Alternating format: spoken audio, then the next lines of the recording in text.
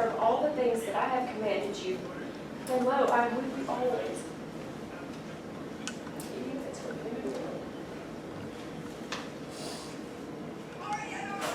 How is your witness? What kind of witness do you have?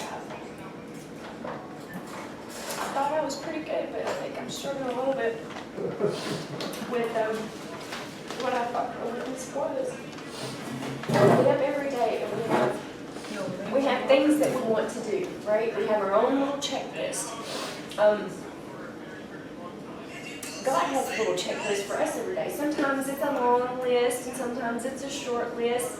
And I think on those days where maybe our list consists of milk and bread and post office, God's list might be a little bit longer because we're making a venture into the public where there are lots of people to shine our light on and sprinkle our salt on. And so we don't ever need to get so caught up in our own checklist that we forget to look on what is actually the front and see what God's checklist is for us for that day. Because there's always something, there's always somebody that needs some light shining in their dark path. And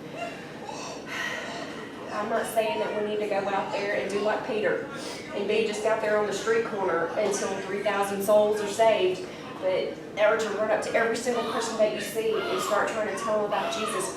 But everybody that you do see, you can impact in what nowadays could be an astronomical way. Just smiling at folks. I'm always after y'all to smile. Just smile, smile, smile at folks.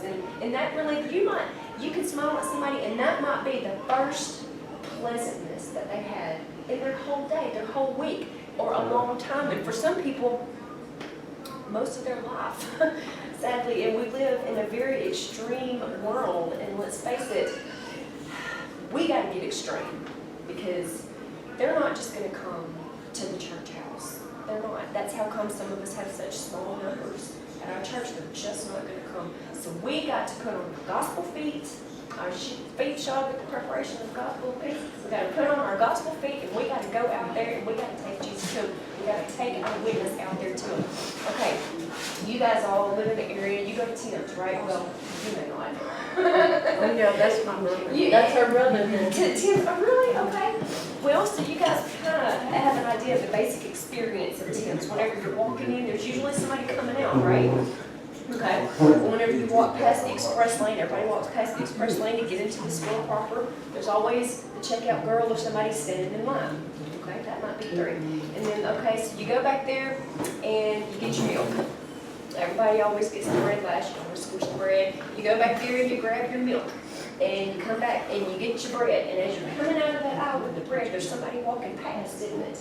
All right, there's another.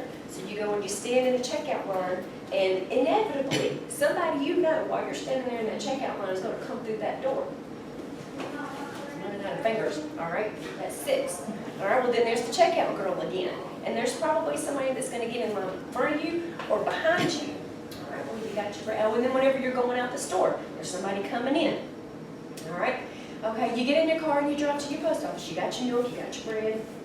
You're looking at the back of your list. You check off milk and you check off bread. All right? And you go to the post office. Well, you get out and you walk in. There's probably somebody coming out, right?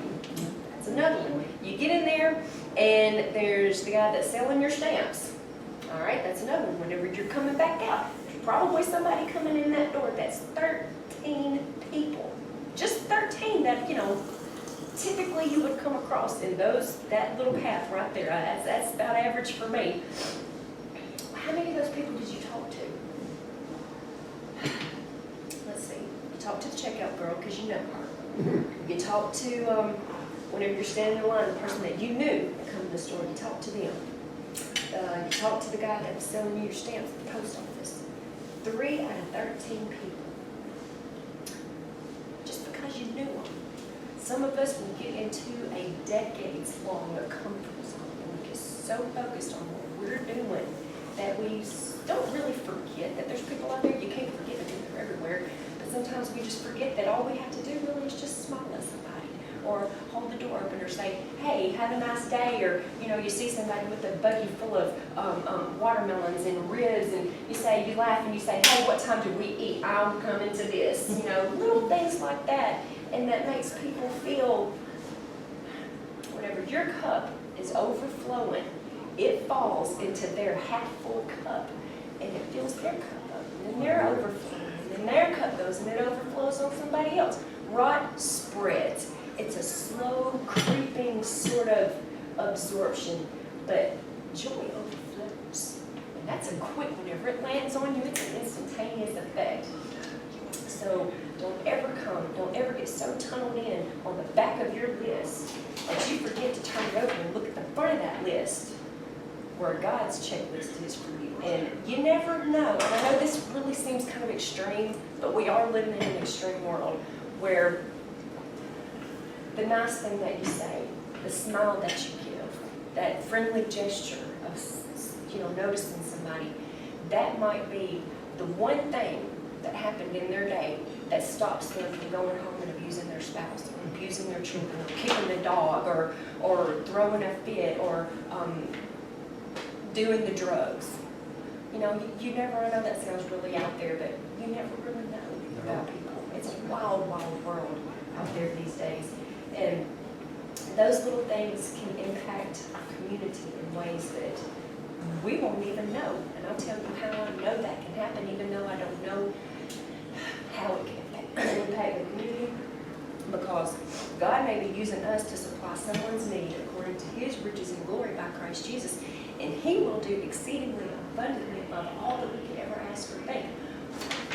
Because joy overflows. It splashes out and it is instantaneous whenever it falls on people. Whenever I first met Pastor Pam, y'all know what I was doing? I had just walked in the blistering heat from Old Town all the way down to the post office to mail a letter. And I had me a little bottle of water, and I was sitting out there on the bench, just enjoying, watching the traffic and the birds singing, and the little squirrel over there chattering in the tree because that bird was up there trying to get in the way. And here comes this Missouri license plate, and I'm sitting there enjoying my water cooling off, and I thought, well, I wonder what brought Missouri all the way over here to Arkansas, way down here in South Arkansas. Well, this adorable little woman gets out of this big blue SUV, and she walks up, and I said, what brought you all the way down from Missouri? And she said, well, I'm the new pastor here at the at the Methodist Church here in town. And I said, well, welcome to the town. And I stuck out my hand and I introduced myself, and she said, well, I'm Pam. Well, I said, well, it's nice to meet you, Pam. And she went on inside and she did her business. And whenever she come back outside, she said, well, where do you live at? And I said, well, way down there in Old Town. And she said, oh, well, I just moved here. I don't know where Old Town is. And I said, I was just a couple miles up the road. And there was no other cars. The whole time I was there was no other cars in the parking lot. And she said, are you walking? I said, yes, ma'am, but it's just right up the road. I didn't want her feeling sorry for me over the heat she's walking, because I enjoyed it. I enjoyed the trip down there and up there. I did it a lot, actually. And she says, why don't you please let me give you a ride home? And I could see that it was really troubling her. So I said, okay, take me home then. And her witness was good. She made me feel very, very special, that she was very insistent and concerned that she didn't want me walking in that heat, even though I knew it was no problem. Well, God wanted me to know her. He wanted me to meet her. He wanted me to talk to her. And she has been, in this little bitty time that I knew her, she has been one of the most powerful influences in my life. And the only time that I ever talked to her outside of those ladies' luncheons was there in front of that post office that day. And just those little bitty, God knew that I needed her in my life. And her witness was good. Her witness was good. So, how was your witness? Don't ever forget to look for those little opportunities during the day for you to bless other people. Right. It's wonderful for us to get blessings from God, but we can't hold all that up for ourselves. We got to spread the wealth. We got to spread the wealth. Father, I thank you so much for the encouragement that you give us just by giving us each other. Father, I pray that my witness get better every single minute of every single day, that I don't ever cause anybody to be, I don't want to be a bridge burner, I want to be a bridge builder. Father, and I want that for all of us, all of these people that are in this room. We will go out every day and check the front of our checklist and see what it is that you would have for us to do, so that maybe our numbers won't grow in our church house, but your numbers will grow out there in the mission field. I ask all of these things in Jesus' name. Amen. Amen. Yeah. Thank you.